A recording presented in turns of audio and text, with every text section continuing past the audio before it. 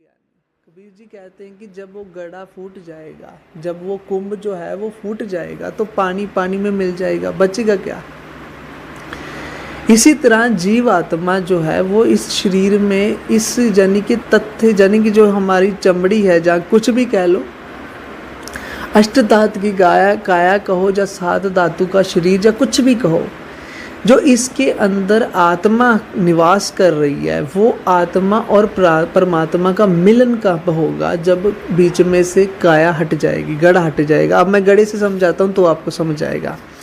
जैसे एक गड़ा मैंने अभी बताया, वो पानी में आप क्या डाल दो, गड़ा समुद्र में डाल दो, समुद्र का पानी धीरे धीरे क्या वो गड़े के अंदर चले जाएगा, और गड़े के अंदर अगर आप वही गड़ा को साइड पर लगा दो, जहाँ ऊपर रख दो समुद्र के, जहाँ हाथ से पकड़ लो, तो वो उसमें भी पानी है, गड़े में भी पानी है, और गड़े के नीचे बाहर भीतर पानी है, और बीच में बंधन क्या है, बंधन है क्या, वो जो है गड़ा, कुंभ खुद बंधन है। और जब फूटा कुंभ तो जली जल मन समा जाता है।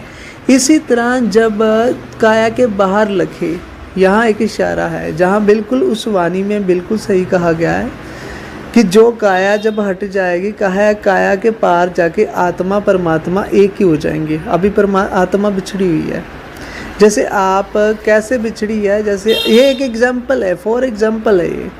तो आप ऐसा सोचो जैसे समुंदर से एक घड़ा पानी का भर के आप ले आते हो, तो वो क्या कहलाएगा, वो पानी कहलाएगा। जो समुंदर में है वो समुंदर कहलाएगा, और जो घड़ा आप ले आए वो क्या कहलाएगा, वो पानी कहलाएगा। वो घड़ा बिछड़ गया, यानी कि है वो भी सनातन पानी। जैसे मान लो आत्मा जो देह में आ चुकी है, उससे जीवात्मा कहो या आत्मा कहो, वही चीज़ होती है। जब तक वो जीव से जुड़ी है तो जीवात्मा कहलाती है, जब शरीर में रहते हुए भी वो विकारों से परे हो जाती है तो वो शरीर में रहते हुए आत्मा हो जाती है, जीव से कट जाती है वो शरीर में, लेकिन जब परमात्मा से मिलती है तो परमात्मा हो जाती है। ठीक इसी तरह कबीर साहब कहते हैं कि इस देह में जो आत्मा है, और वो बाहर भीतर बाहर भी परमात्मा है और अंदर भी परमात्मा है, लेकिन प्रॉब्लम कहाँ आ रही है, प्रॉब्लम आ रही है जो आपका शरीर है, काया के बाहर लखेगा। जब काया बीच से हटा दो, काया बीच में हटा कर देखो तो आत्मा परमात्मा एक हो जाएगा। तो हमने क्या करना है, आत्मा परमात्मा को एक करना है। और नितिन दास जी को आत्मा और परमात्मा में डिफरेंस नहीं पता, क्योंकि जब तक वो शरीर में है तब तक वो, जैसे पानी और समुद्र का पानी और गड़े में जो भरकर आप पानी ले आए वो एक ही है, और वो मिल भी जाएगा उससे और एक ही हो जाएगा। लेकिन जब तक वो घड़े के अंदर है, तब तक वो पानी कहलाता है, लेकिन वहाँ परमात्मा में मिलकर वो परमात्मा ही कहलाएगा। ऐसा एग्जाम्पल है, फॉर एग्जाम्पल, ऐसा मानकर चलो।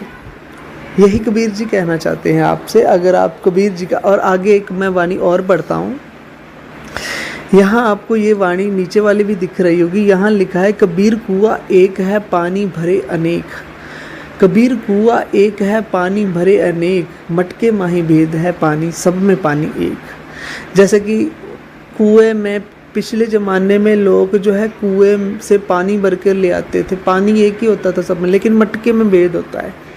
कोई मटका किसी तरह का होता है, कोई घड़ा किसी की तरह का होता है, कोई किसी की तरह होता है, रंग का भी फर्क हो सकता है, सब चीज़ों का फर्क हो सकता है, लेकिन सब में पानी एक है, सब में पानी एक है।